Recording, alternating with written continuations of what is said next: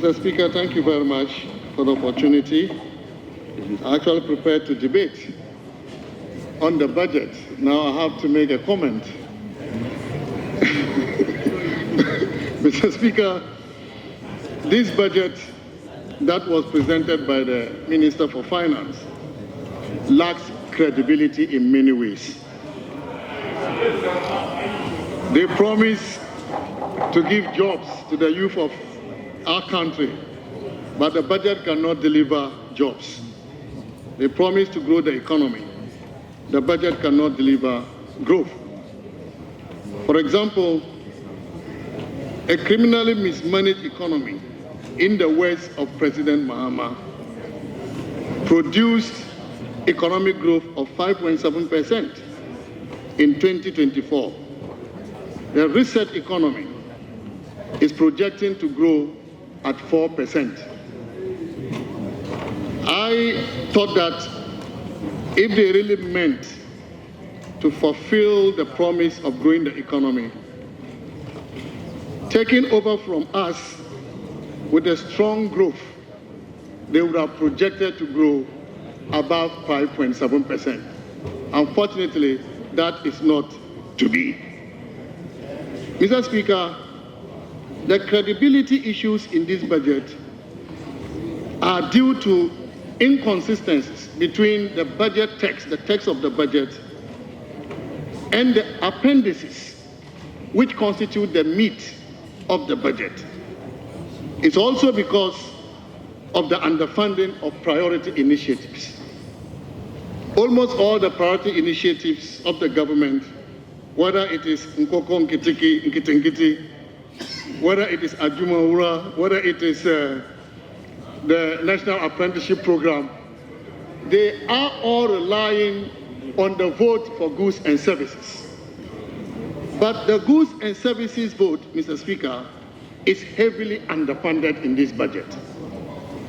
If you look at appropriation, in appropriation, allocation of 6.9 billion Ghana cedis has been provided. But if you go to the appendices to see the specific expenditure allocation to the various MDAs, goods and services total 22 billion Ghana cedis. And so I see a mismatch, inconsistency between what is in appropriation, which led to the fiscal balances the minister announced, and what is actually contained in the appendices under expenditure allocations for the various MDAs. And so goods and services has been heavily underfunded to the extent that we have a funding gap of about 15 billion Ghana cedis. Mr. Speaker, I am wondering how the minister is going to implement this budget when you have a funding shortfall for goods and services of 15 billion Ghana cedis. And this is why I say that this budget lacks credibility. I'll give you, Mr. Speaker, and honorable members, another illustration in the area of education priority initiatives. Paragraph 374 provides for the free tuition for first-year students in tertiary institutions. The amount allocated under this paragraph 374 is 449.8 million Ghana cedis. In paragraph 375, allocation for sanitary pads for students, 292.4 million Ghana cedis. Paragraph 380 provides for 565.6 million Ghana cedis for textbooks. If you total all this, Mr. Speaker, you get 1.3 billion Ghana cedis. Meanwhile, when you go to appropriation in the appendices, only 800 million Ghana cedis is provided, a shortfall of 506.7 million Ghana cedis. Again, Mr. Speaker, how is the government going to implement these education priority initiatives when the same government is heavily underfunding these initiatives? Mr. Speaker, let's look at agriculture for economic transformation. The budget lists the initiatives under this program as Feed Ghana, Ghana Grains Development, Vegetable Development, and Nkoko Nkitinkiti.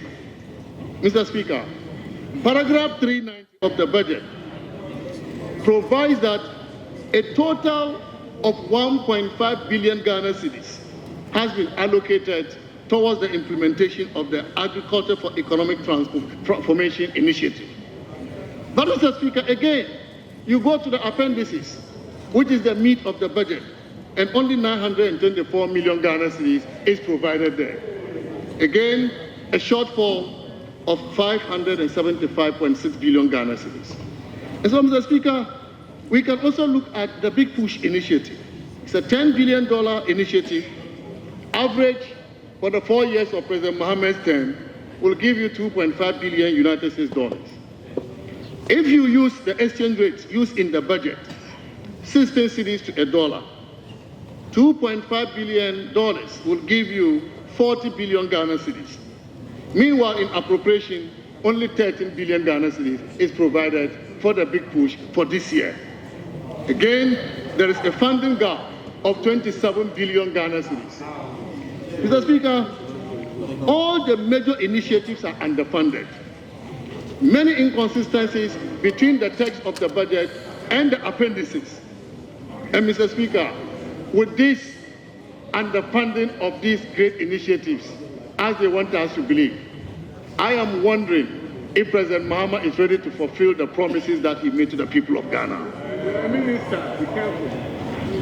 Mr. Speaker, the credibility of the budget is further questioned by the fiscal balances announced in the budget, both for the 2024 outturn and the projections for 2025.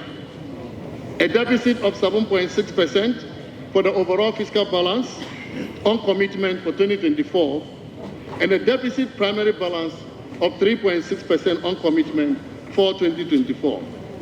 These fiscal balances, Mr. Speaker, do not reflect the true fiscal performance of the economy.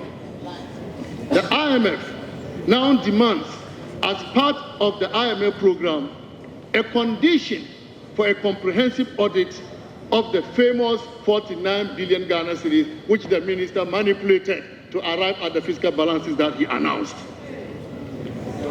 Mr. Speaker, the Honorable Minister himself said in paragraph 135 of the budget, Honorable Majority Leader.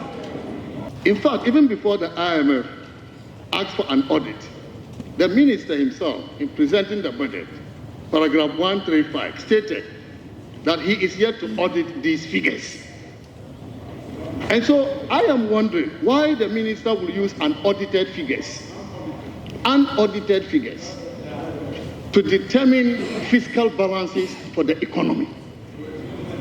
Figures he himself is yet to audit. Then the minister will use that to derive fiscal balances and announce the fiscal balances to the whole world. Mr. Speaker, this is not how we manage an economy. When you use unaudited data, to drive figures based on which you make economic decisions. Mr. Speaker, as a result of using the unaudited data and announcing erroneous fiscal balances, Ghana has started suffering from this in terms of financial losses. Mr. Speaker, Ghana's sovereign bonds, our sovereign spreads, that is the cost of borrowing, is now in the range of 700 basis points when they were around 500 basis points just 3 months ago. Mr. Speaker, Bloomberg actually reported on the same day the budget was presented that because Ghana has missed the primary fiscal target, which is a consequence of using unaudited data to drive that fiscal balance, Ghana's dollar, our dollar bonds due 2035, declined by 1.8%. Our notes maturing in 2029 declined by 1% on the dollar. Mr. Speaker, we are already suffering from financial losses as a result of what the minister has done. How can we do this to ourselves? This demonstrates lack of confidence in the economy by international markets. And if we have to manage this economy well, the confidence of international markets is important. Mr. Speaker, the minister stood here and declared that Ghana has breached the IMF program. I was very shocked why the Minister of Finance of Ghana would stand on the floor of Parliament and declare that his country has breached an IMF program when the IMF itself is to start the conduct of the review in April this year. Mr. Speaker, this is not done. After realizing the effect of such declaration, that infamous declaration by the minister, the government is now considering waivers. They are now considering asking for waivers before the IMF does the review in April. If you're asking for waivers, it shows that you have no credibility in implementing an IMF program. It means that you are failing in implementing an IMF program. That is why you are asking for waivers. But we know why they are asking for waivers, because they still want the review to happen, because they need the IMF money.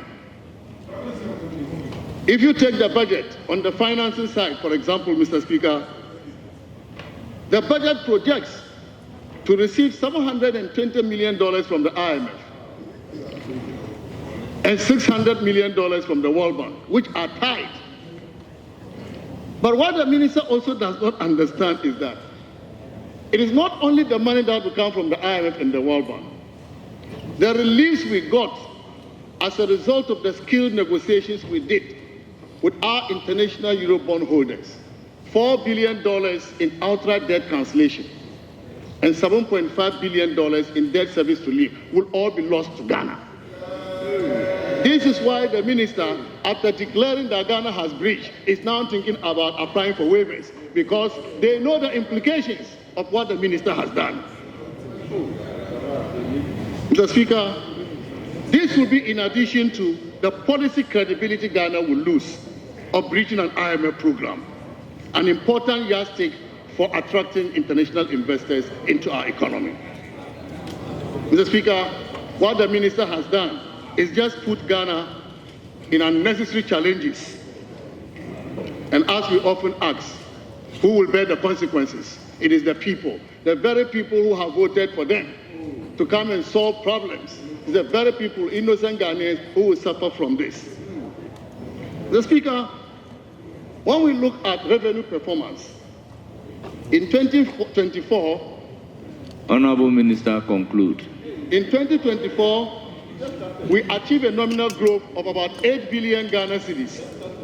This budget, 2025 budget, the minister is projecting a nominal growth of 38 billion Ghana cedis. Meanwhile, the revenue measures outlined in the budget are very weak. They are mostly compliance measures, and I'm wondering who can quantify compliance in revenue terms. So how is the minister going to achieve this revenue projection?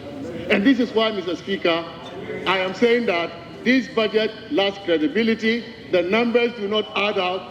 This budget will not solve any problem. It won't provide the jobs, and it won't provide the economic growth that they are promising. I thank you, Mr. Speaker, for the opportunity to comment on the budget.